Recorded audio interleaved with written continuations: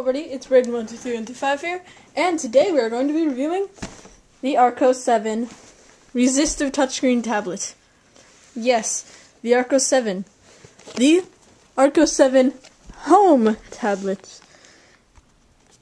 It says, package includes Archos 7 home tablet, standard USB cable, earphones, I don't like those, power supply, and a user's guide. The minimum computer system requirements, Microsoft Windows 7, XP, Vista, or higher. How could you get higher than Windows 7? Or, I guess this is based in the future. USB 2.0 interface.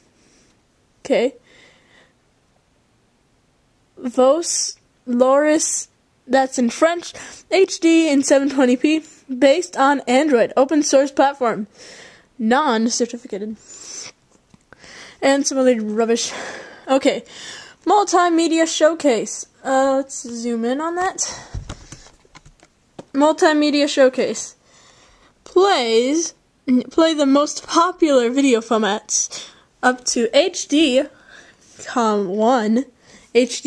What's that one after the HD? Quality. View and share your photos. Get Android trademark applications directly from the Apps Lib store, which is, yes, a crap store that comes with the thing. Communication, life information. Yeah, you won't have a life if you don't use this. 8 gigs. Is that the truth? I've already been using this for a while. I just got to doing the unboxing, and I've learned that I can only install a couple applications at a time, or else it will say memory is full. So I'm starting to think that 8 gigabytes thing is complete rubbish. So let's go ahead and open it up. I did tear those stickers off. You get the device itself. We'll get back to that later. Okay, let's move along. Okay, let's see this. The Archos 7. Archos archive. Okay. Home tablet. User's guide. Guide. User. Or whatever. Full of proper English stuff, I guess. Power outlet. I'm afraid might start a fire. British adapter thing if you live in England. And headphones. These look like crap. I'm not even going to take them out of the box. So, let's get to the device itself. In this case, the device is an Archos 7 home tablet. On the back, we have a weird mark that got there. I'm not even completely sure how that happened. That was actually burnt in from the device getting so hot by using it for like 10 minutes. Stand, completely rubbish stand. Feels like it's going to snap even if you like lay it. The device is pretty heavy.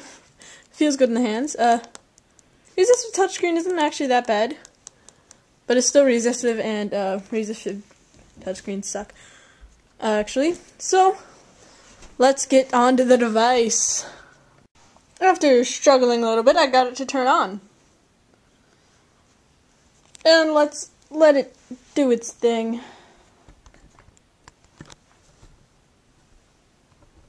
And no,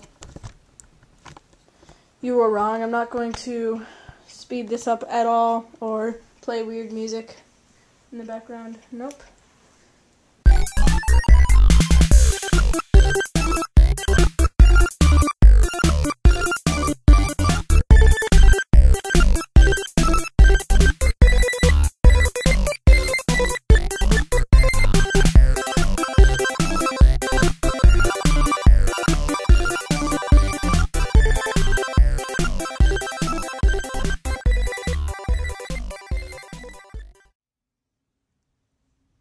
Okay, we're here.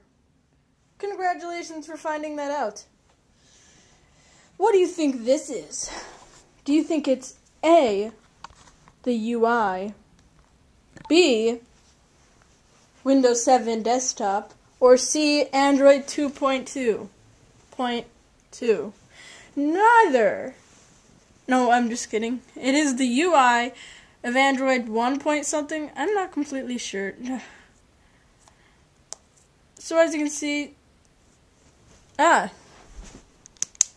helpful. The touchscreen is a little bit, I don't know, dodgy. The buttons aren't too big. I like that. Drag this. Of course, notifications works fine. Just a little bit laggy. And Google search. Actually, I like this Google search better than the one on my phone, because really, you just tap it, it stays at the UI, and you type something. I'm not completely sure if this had any sort of swipe, which I really liked. But yeah, the menu button is right here. Also, there's a menu button. If you just flick the power switch, there's a switch. See this switch? Lock. Nothing does nothing. And then, this way is power. That also acts as a menu button, which is pretty handy if you're actually using the device and not filming video. Here are my apps. I have a whiteboard. Okay, let's check that out. Let's try drawing a really quick drawing. Oh, it doesn't work very well, does it? Let's try seeing if there's a clear button. There, I'm sure. Now, it stays there and lags for a while, which I don't get. But if you draw really slowly, you can get kind of good lines out of it. And then that happens because it's a resistive, non-multi-touch screen. You can get multi-touch on a resistive screen, but it just sucks that much harder. And yeah, what's this? I hear you ask. If it was in camera. It is not a camera, actually. Oh wait, it is in camera. Right there. That's not a camera at all. I do have Game Boy emulator light, but let's go into settings. So wireless control does have Wi-Fi, good. Sound and display, change that, whatever. Security and location. I'm not seeing a Maps app on this. Google.com, does that find my location? Oh, it does, kind of. It knows where I am. It's kind of stalker. It's just kind of stalker. AppsLib, the poor excuse for an app store. Very poor and excuse-ish. You should set your default date to 20 June 2010, or else you cannot use AppsLib. That's a problem, isn't it? That's a year off. I'm not going to do that. You know what? I'm going to settings here, and hopefully I can zoom out of my camera completely, hold the device in front of the camera. Maybe this is going to work, is it?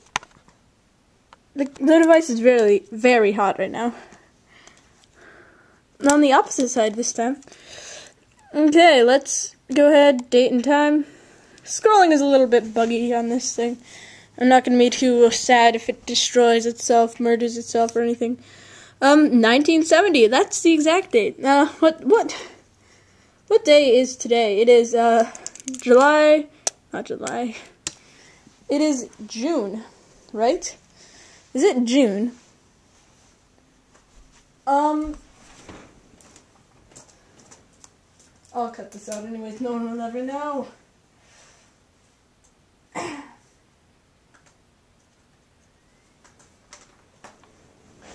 Nope, it's August. How do you spell August? If I knew that, this would be easier, wouldn't it? A-U-G. August 4th. And I'm pretty sure it's 2011.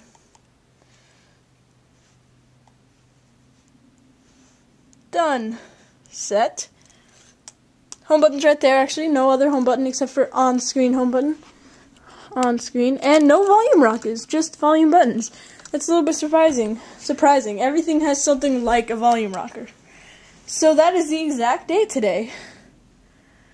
Get the most out of your apps account. Nope, I don't want to create an account. So you can still use it without an account, which is pretty good. You just can't buy stuff. Categories. All applications, games, 3D games. I bet that's so 3D. Entertainment, it's gonna entertain me for hours. If the battery life lasted for hours.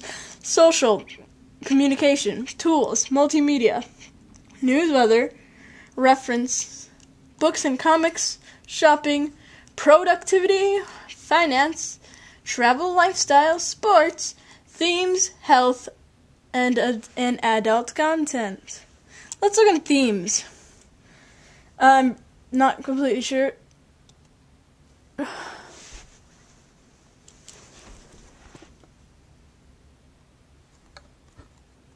Yay! Themes! Look at all these wonderful themes. What does it use for themes in the first place? And why is everything part retarded? There's a back button too. Doesn't seem to be responding very well to this. Let's look at 3D games, actually. But what does it use for themes? I'm sure that this Android operating system does not allow themes. What 3D game do I want? Not that one. Whatever. I will install... No, I don't want that. That's probably going to take up the 8 gigabytes of data storage. Data. This thing is slow, and AppsLib sucks. Well, it's installing. Wonderful. Did I lose it? It doesn't look like it's there. I have Napster email. Where's the Gmail? Oh, wow, that's kind of funny. There is some sort of modification update thing you can get that I've done before, and then, I don't know, somehow, one time, so I did it where you could have, Android Marketplace, old version of Android Marketplace, of course, and it didn't update the apps at all, so it was just, like, one set of apps, and if you were to, put a new app on, it wouldn't work. And one time I turned it on, it was reformatting everything. Everything was gone, and it was just the default thing. Settings. What was I? I was going to show you guys in About Device.